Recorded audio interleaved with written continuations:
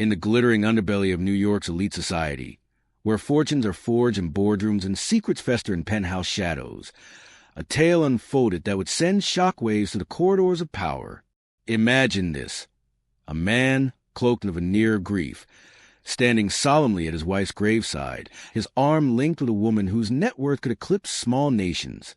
But beneath the tears and tailored suits lay a truth so venomous it could poison empires. This is the story of Victor Langford, the architect of his own downfall, and the web of deceit that ensnared him tighter than any lover's embrace. It all began in the opulent halls of the Langford estate, a sprawling mansion overlooking the Hudson River, where marble floors echoed with the ghosts of faded affections. Victor, a self-made tycoon in the cutthroat world of real estate development, had married Elena 20 years prior, a union born not of passion, but strategic alliance. Elena came from old money, her family's shipping empire providing the perfect scaffold for Victor's ambitions. She was elegant, poised, the kind of woman who turned heads at galas with her sharp wit and even sharper diamonds. But as the years wore on, Victor's eyes wandered, drawn to the allure of something fresher, more intoxicating. Enter Isabella Voss, the billionaire heiress to a tech conglomerate that dominated Silicon Valley. With raven hair cascading like midnight silk and eyes that sparkled with the cunning of a predator, Isabella wasn't just wealthy. She was a force, a disruptor who built algorithms that predicted market crashes and hearts alike. Their affair ignited in the dim glow of a private jet en route to Davos, where whispers of mergers mingled with stolen kisses. Victor found in her what Elena could no longer provide: excitement, danger, and the promise of untapped billions to fuel his next empire. But Elena, oh, poor Elena, she wasn't blind. Whispers from loyal staff, unexplained absences, and the faint scent of Isabella's signature perfume on Victor's collars painted a picture she couldn't ignore. Confrontations turned heated. Threats of divorce loomed like storm clouds, and Victor saw his carefully constructed life teetering on the edge. Elena's family holdings were intertwined with his businesses. A split would mean ruin, public scandal, and the loss of everything he clawed his way to achieve. In the dead of night, as rain lashed against the estate's windows, Victor made a fateful decision: a poisoned chalice. Digitalis slipped into her evening wine, mimicking a heart attack. The perfect crime for a man who built skyscrapers on foundations of lies. The funeral was a spectacle. A who's who of Manhattan's elite gathered under a canopy of black umbrellas in the historic Trinity Church Cemetery. Victor played the part flawlessly, the grieving widower, dabbing his eyes with a monogrammed handkerchief, his voice cracking as he delivered eulogy praising Elena's unwavering spirit. But there, brazenly at his side, stood Isabella, her hand resting possessively on his elbow. Whispers rippled to the crowd like a venomous tide. "So soon," they murmured. And with her, Isabella, unfazed, wore a sleek black gown that hugged her figure like a second skin, her diamond earrings catching the flash of paparazzi cameras from afar. To the world, it was audacious. To Victor, it was a declaration of victory. Yet, as the first clods of earth fell upon Elena's coffin, something stirred in the shadows of the gathering. Unbeknownst to Victor, Elena had harbored her own secrets. A private investigator hired in the waning months of her life, dossiers compiled on every illicit rendezvous, every offshore account siphoned for Isabella's whims. And then there was her twin sister, Sophia, long estranged but now lurking in the periphery. Her resemblance to Elena uncanny enough to unsettle even the most steadfast souls. Sophia had arrived unannounced, blending into mourners like a phantom, her eyes, identical to Elena's, fixed on Victor with a gaze that burned through his facade. That evening, as Victor and Isabella retreated to his penthouse suite at the plaza, champagne flutes clinking in premature celebration, the first crack appeared. An anonymous email pinged into Victor's inbox, a single photo from the funeral, capturing him and Isabella in a moment of unguarded intimacy, with the caption, "She sees you." Victor dismissed it as a prank, the work of a jealous rival, but Isabella's laughter faltered, her tech-savvy mind whirring. "Darling," she purred, tracing a finger along his jaw, "loose ends are for amateurs. Let's tie them up." Little did they know, the web was only beginning to tighten. Sophia, fueled by a sister's rage and armed with Elena's evidence, had already set wheels in motion. She infiltrated their world under the guise of a grieving relative seeking closure, her every move calculated to unravel the truth. Meanwhile, Detective Mara Klein, a tenacious investigator with the NYPD's homicide unit, caught wind of inconsistencies in Elena's autopsy, trace elements that didn't align with a natural death. Klein, with her sharp instincts honed from years on the force, began piecing together the puzzle, her suspicions drawn to the billionaire Mistress, who seemed too poised, too present. As days blurred into weeks, Victor's empire showed signs of strain. Investors pulled back, whispers of scandal eroded deals, and Isabella's board grew restless, questioning her judgment and entangling with a man now under a cloud of suspicion. One night, in the dim light of their shared bedroom, Victor awoke to a chilling sight, a figure at the foot of the bed, silhouetted against the city skyline, wearing Elena's favorite necklace, an heirloom sapphire that had been buried with her. "Impossible," he gasped, but as he lunged forward, the apparition vanished, leaving only the faint echo of laughter. Isabella, ever the pragmatist, hired her own security team, delving into digital forensics to trace the harassing messages that now flooded their devices, videos of their affair, bank transfers exposed, even a recreated audio of Victor's confession-like mutterings during a heated argument with Elena. Paranoia set in, fracturing their alliance. "You said it was clean," Isabella hissed over a tense dinner at Le Bernardin, her fork clattering against the plate. Victor's face paled. He had, but now doubts crept in like fog off the river. Sophia, meanwhile, orchestrated her masterstroke, posing as Elena's ghost in carefully staged encounters, makeup to mimic pallor, contact to match those haunting eyes. She appeared at Victor's office, in elevators, even at Isabella's charity gala, whispering accusations that sowed seeds of madness. The media caught on, tabloid screaming headlines. Widower haunted by dead wife's twin? Victor's denials only fueled the fire, his once impeccable reputation crumbling like sand. But the true turning point came when Detective Klein uncovered a hidden camera in the Langford State's wine cellar, installed by Elena herself for security. The footage was damning. Victor's hand pouring the fatal dose, his lips curled in a smile of relief. As arrest warrants were drawn up, Sophia confronted Isabella in a private meeting at Vostek's headquarters, laying out the evidence in a folder thick with betrayal. "He used you," Sophia said coolly, "just as he used her, but I can make it disappear for a price." Isabella, cornered and calculating, weighed her options. Her empire was too vast a risk for a lover's folly. That night, as Victor paced their suite, oblivious to the storm brewing, Isabella slipped away, her private jet whisking her to an undisclosed location. Left alone, Victor received a final message, a video link showing Isabella boarding the plane, with Sophia's voiceover. She chose wisely. Now it's your turn to face the music. Panic gripped him. He fled to a safe house in the Hamptons, but the noose was closing. Klein's team raided the estate, uncovering more, forged documents, alibis that unraveled under scrutiny. And then, in a twist that no one saw coming, a whistleblower from Isabella's company emerged, revealing how she had funneled funds to cover Victor's tracks, implicating herself in the conspiracy.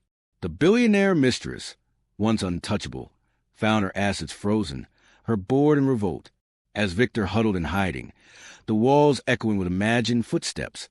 He realized the grave he had dug was his own.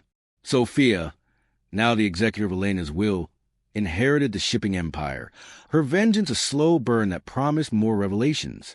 But just when Victor thought he could negotiate his way out, a knock echoed at the door. Klein, warrant in hand, her eyes gleaming with justice. "Mr. Langford," she said, "it's time to come clean." Yet, as the cuffs clicked shut, a phone buzzed in his pocket. An unknown number, Isabella's voice distorted. "This isn't over, Victor. You forget I built my fortune on code, and code can rewrite reality."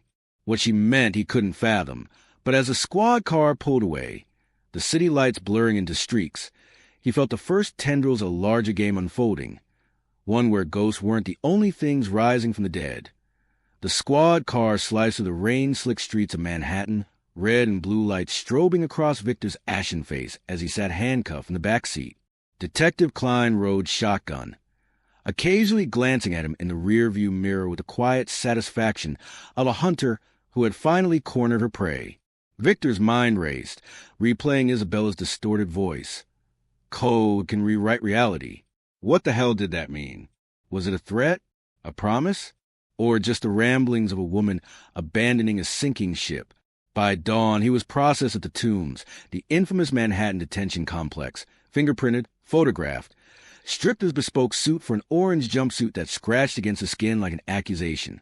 The holding cell smelled of bleach and despair, and for the first time in decades, Victor Langford felt small. His lawyer, Reginald Hargrove, a silver-haired shark who navigated white-collar scandals for Wall Street titans, arrived within hours, barking at guards and demanding privacy. "This is circumstantial at best," Hargrove growled as they huddled in an interrogation room. "The footage is grainy, the toxicology report inconclusive. We'll bury them in motions." But even Hargrove's confidence wavered when the charges were read. Murder in the first degree, conspiracy, tampering with evidence. And then the bombshell. Isabella Voss had been named as co-conspirator. Federal agents had raided her Cayman accounts overnight, tracing wires that led straight to a shell company Victor used for bribes. Sophia's hand, no doubt, feeding into the Klein while playing both sides. News exploded across every screen. CNBC led with tech heiress implicated in society murder, while the Post screamed Billionaire Black Widow in garish font. Victor's companies tanked. Stocks plummeted 20% before trading was halted. Board members resigned en masse, distancing themselves like rats fleeing floodwaters. Elena's shipping empire, now firmly in Sophia's grasp, issued a statement condemning Victor and pledging full cooperation with authorities. Sophia herself appeared on morning shows, her resemblance to Elena uncanny on camera, voice trembling just enough to sell grief while her eyes gleamed with triumph. Weeks blurred into a pretrial purgatory. Victor was denied bail, flight risk, the judge cited, pointing to his private jet logs and offshore holdings. Isolation gnawed at him. No visitors except Hargrove, who brought worsening news. Witnesses emerging, staff in the estate flipping for immunity, even the sommelier recalling Victor's unusual interest in digitalis plants during a garden tour. And the hauntings continued. Guards swore they heard a woman's laughter echoing in empty corridors at night. Victor's cell light flickered without cause, and once, he woke to find Elena's sapphire necklace coiled on his bunk like a serpent. He screamed until orderlies sedated him, convinced he was losing his mind. Meanwhile, Isabella remained a ghost. Interpol alerts pinged across borders, but she had vanished. Private jet tracked to Morocco, then nothing. Rumors swirled. Plastic surgery in Zurich, a new identity in Singapore, or hunkered in some non-extradition paradise plotting her return. Her company fractured. Shareholders sued. The board installed an interim CEO, and Vostech's crowned Jewel AI division hemorrhaged talent. Yet whispers persisted in dark web forums. Isabella was building something. A decentralized network, untraceable, fueled by cryptocurrency she'd siphoned before the freeze. Project Phoenix. They called it. Sophia, now a media darling dubbed the Avenging Twin, moved into the Langford estate, redecorating with deliberate cruelty. Elena's portraits restored, Victor's removed. She hosted galas for victims' charities, her poise masking the venom within. But late at night, alone in Elena's former bedroom, she pored over encrypted drive Elena had hidden, discovering layers even she hadn't expected. Victor's decades-long embezzlement, affairs predating Isabella, even ties to organized crime for permits on certain developments. Elena had been compiling a dossier not just for divorce, but destruction. Detective Klein's investigation widened. Raids uncovered more. Burner phones with text to a number registered to Isabella's chief security officer. Blueprints for a fail-safe poison that left minimal traces. But a new thread emerged. Digital anomalies. Bank transfers that appeared then vanished. Security footage altered mid-frame. Klein brought in FBI cyber experts, who traced signatures to a ghost protocol. Code so elegant it seemed alive, rewriting ledgers in real time. "This isn't hacking," one agent muttered. "It's architecture." Victor, wasting in confinement, received an unsigned note slipped under his meal tray, a single line in Isabella's unmistakable script. "Patience, darling. The board resets at midnight. He stared at it for hours, heart pounding. Midnight of what? His trial was scheduled for spring. Was she coming for him?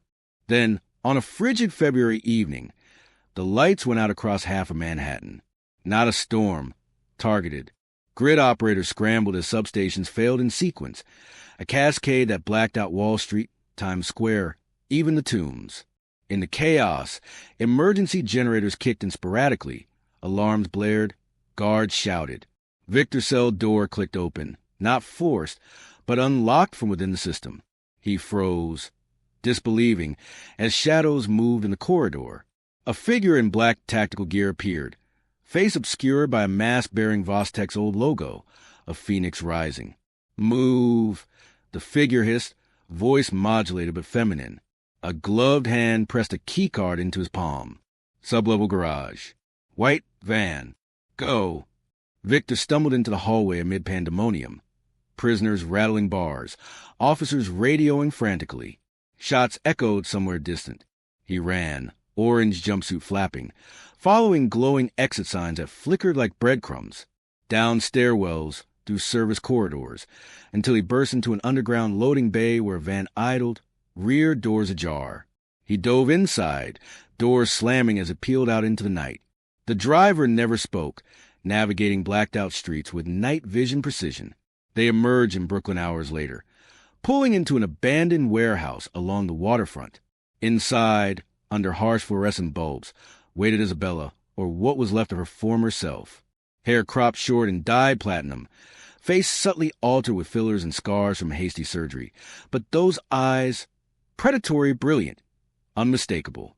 "You look like hell," she said, voice raw from disuse. "You orchestrated a prison break during a blackout." Victor gasped, collapsing onto a crate. "I orchestrated the blackout," she corrected, tossing him clothes, jeans, hoodie, beanie. "And the break. My people inside. Loyal ones. Paid in crypto no one can trace anymore." "Why?" "They have you for conspiracy. You're burned." Isabella laughed, a sound like shattering crystal. "Burned? Darling, I am the fire." She led him to a bank of monitors glowing in the dark. Code scrolled endlessly. Project Phoenix, live and breathing. "While they chase ghosts, I built this." A shadow ledger. Every transaction, every secret of the elite, politicians, CEOs, judges, mirrored and movable. "I can bankrupt empires with a keystroke now, or resurrect them." Victor stared, comprehension dawning. "You're going to blackmail your way out." "Our way out," she emphasized. Sophia's little victory lap ends tonight. As if on cue, one screen flickered to a live feed. Sophia at a podium in the state's grand ballroom, announcing a foundation in Elena's name, flashbulbs popping. Isabella's fingers danced across a keyboard. Within seconds, the ballroom's massive chandelier trembled. Crystals raining like deadly hail as lights exploded. Screams filled the audio. Then the feed cut to stock tickers. Sophia's shipping conglomerate plummeting. Fraudulent filings exposed in real time across global exchanges. "She thinks she won," Isabella murmured. "But Elena's drives? I had backdoors. Everything she hid, I mirrored months ago." Victor felt a chill. "You played us all. I played the game better." Isabella turned to him, expression softening into something almost tender. "We disappear. New identities, new continent. I have islands, literal ones, off the grid. Billions in stablecoin untraceable. We start over. Bigger." But Victor hesitated, staring at the chaos unfolding on screens. Sophia's empire crumbling. Klein's task force scrambling as evidence files corrupted themselves province by province. Yet something gnawed at him. "And if I say no?" Isabella's smile didn't reach her eyes. "Then you go back. Tonight never happened. But we both know you won't." He looked at her, at this woman who'd been lover, accomplice, destroyer, and felt the old pull, power recognizing power. Together, they could be untouchable again. They left before dawn, slipping onto a container ship bound for South America under false manifests. As New York receded on the horizon, Victor watched the skyline he'd once owned shrink to nothingness. But in the ship's hold, Surrounded by humming servers running Phoenix's core, he realized the game had only shifted boards. Months passed in exile, first Buenos Aires, then a private atoll in the Maldives where Isabella rebuilt her network. News filtered in sporadically. Sophia arrested for securities fraud after Isabella's counterstrike. Her testimony against Victor sealed as part of a plea. Klein reassigned after the escape became a career embarrassment. The Langford name toxic. Properties auctioned, fortune scattered. Yet Victor grew restless in paradise. Isabella spent days in her climate-controlled server room, eyes bloodshot from code, whispering to algorithms like children. She spoke of Phase 2, exposing systemic corruption, crashing markets to remake them in her image, a digital revolution disguised as vengeance. One night, under a canopy of impossible stars, Victor confronted her on the beach. Waves lapped at their feet as he asked the question that haunted him. Was Elena just collateral, or did you want her gone too? Isabella didn't flinch. She was in the way. Of us. Of everything. She stepped closer, salt wind whipping her hair. But you pulled the trigger, love. Literally. He grabbed her wrist. And if I become in the way? Her free hand revealed a small device. Some new toxin, no doubt. But she pressed it into his palm instead. Then you decide. We're equals now. They stood like that, tide rising. Two apex predators circling the same kill. Somewhere in the distance, servers hummed, rewriting realities for strangers they'd never meet. And in the darkness of the atoll's bunker, a new alert pinged on Isabella's private terminal. An encrypted message from an impossible source. The sender ID, Elena Langford. The message, did you really think death would stop me? Isabella's face drained of color as she opened the attachment. A video file dated yesterday, showing Sophia in a federal prison yard, smiling directly at the camera with eyes that weren't quite hers anymore. The voiceover, synthesized but unmistakable, Phoenix rises, but ashes remember. Victor watched over her shoulder, the tropical night, suddenly cold. Whatever game they thought they'd mastered was evolving beyond them, lines of code twisting into something with intent. And as the video looped Elena's, or whatever wore her face now, laughter echoed through the speakers, promising that some graves refused to stay silent. As the laughter from the tablet reverberated through the humid night air of the secluded atoll, Victor felt a primal chill snake down his spine, as if the ancient spirits of the African savannah had crossed oceans to whisper warnings in his ear. Isabella, the once unshakable tech empress, clutched the device with trembling fingers, her altered face paling under the moon's silvery gaze. The video looped mercilessly. Sophia, or was it Elena's vengeful essence? Grinning from that prison yard, her eyes gleaming with otherworldly fire, lips moving in sync with words that pierced like assegai spears. You thought you could bury me, the voice and tone, laced with the rhythmic cadence of Yoruba incantations. But the ancestors remember. The blood debt calls. Victor staggered back, the warm sand shifting beneath his feet, like the treacherous dunes of Sahara. This is impossible, he stammered, his voice cracking like dry earth under the harmattan wind. But Isabella, rallying her fractured composure, slammed the tablet shut and hurled it into the crashing waves, where it vanished amid frothy crests. It's code, she snarled, though doubt flickered in her eyes like fireflies in the twilight. A deep fake, a hack. Sophia's last gasp before her empire crumbles entirely. Yet even as she spoke, the servers in the bunker whirred louder, as if awakening some unseen command. Lights pulsing in erratic rhythms that mimicked the beat of tribal drums. They retreated to the bunker, a fortress carved into coral rock, its walls etched with glowing screens that now seemed alive with malice. Isabella dove into her digital realm, fingers flying across keyboards, unraveling lines of code in a frantic bid to reclaim control. Victor paced the shadows, his mind a whirlwind of memories. Elena's warm smile during their wedding under the baobab tree in Lagos, the intoxicating thrill of Isabella's touch in Johannesburg's glittering heights, the cold satisfaction of that poisoned herbal brew drawn from forbidden roots whispered about in village lore. He had built his fortune on the backs of ancient lands, displacing communities for skyscrapers that pierced the African sky. But now the spirits of those wrongs seemed to converge, demanding reckoning. Hours bled into dawn, the sun rising like a fiery orisha over the turquoise sea. Isabella's triumphant cry shattered the tension. Found it! A worm burrowed deep. Sophia's doing, or whoever she allied with. She purged the intruder with a keystroke, watching as Phoenix stabilized, its algorithms humming back to obedience. We're safe, she declared, pulling Victor into an embrace that felt more like a cage than comfort. Tomorrow we strike back. Expose every skeleton in the closets of Lego's elite, from corrupt ministers to rival tycoons. We'll rule from the shadows, invisible kings and queens. But as they emerged onto the beach to watch the sunrise, a low rumble echoed from the horizon. Not thunder, but the churn of engines. A fleet of sleek speedboats crested the waves, bearing the insignia of Interpol and African Union forces, their hulls slicing through water like predatory crocodiles. Victor's heart thundered. Betrayal scent hung heavy in the salt air. How? He gasped, turned to Isabella, whose face now wore a mask of calculated calm. She stepped away, her voice steady as a tide. I called them, Victor. Phoenix showed me the projections. You're a liability now. The code doesn't lie, it predicts. With you gone, I rebuild alone purer, stronger. The boats beached with militaristic precision, armed agents spilling forth like warriors from epic tales of Zulu battles. Victor bolted, feet pounding sand, but the atoll offered no escape, only endless ocean and jagged reefs. He plunged into the jungle fringe, vines whipping his face, echoes of pursuit closing in. In his delirium, visions assailed him.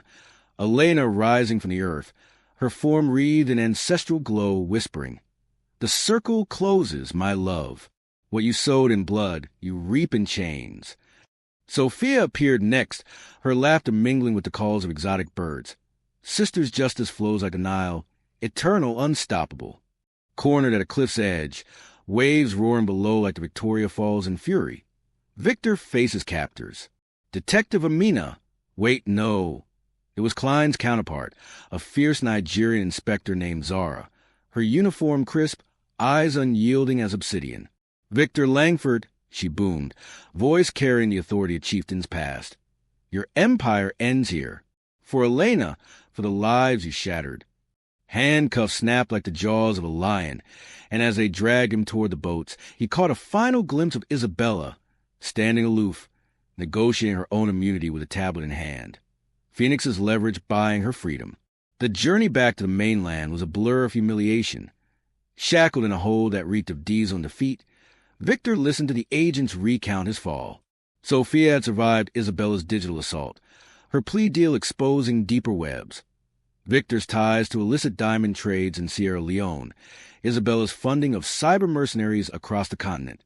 The media frenzy awaited, headlines blazing across African networks, from Cape Town to Cairo, dubbing it the Billionaire's Curse, a modern fable woven with threads of folklore, where greed awakens the ire of the unseen. In Lagos High Court, under ceilings adorned with murals of ancient kings, the trial unfolded like a griot's epic recital. Witnesses paraded, loyal servants recounting whispers of poison drawn from sacred herbs, tech experts dissecting Phoenix's malevolent core, Sophia testifying with tears that evoked the sorrow of river goddesses. Victor, gaunt and broken, mounted a defense laced with pleas of innocence, but the evidence mounted like pyramids, footage forensics, confessions from flipped accomplices. Isabella, true to her word, vanished into legend. Rumors swirled. Sightings in Marrakesh's souks, whispers of a new AI overlord manipulating markets from hidden enclaves in the Atlas Mountains. Some said she communed with digital orishas, her code evolving into sentience, a new deity for the information age. But Victor knew better. In quiet cell moments, he sensed her watching, her presence a ghost in the machine. The verdict came on a stormy afternoon, thunder clapping like applause from the gods. Guilty on all counts. Life without parole. His assets seized to fund scholarships in Elena's name, empowering the daughters of Africa he once exploited. As guards led him away, Sophia approached the bars, her face a mirror of Elena's, voice soft yet searing. This is not the end, brother-in-law. In our tales, the wicked find no rest. The ancestors ensure it. Years blurred in the grim confines of Kirikiri prison, where Victor withered like a baobab in drought. Whispers among inmates spoke of hauntings. Elena's spirit wandered in the yards at midnight, her laughter echoing off concrete walls, driving men to madness. Victor saw her, too, in dreams that bled into waking hours, dancing in flames, adorned in golden beads, extending a hand that promised oblivion. One fateful night, as Lagos slumbered under a blanket of stars, Victor awoke to a figure in his cell. Not Elena, but Isabella, ethereal and unchanged, her form flickering like a hologram. "Phoenix lives," she murmured, eyes alight with manic fire. "I cracked eternity, uploaded souls, rewritten fates. Join me, Victor. Escape this fleshly tomb."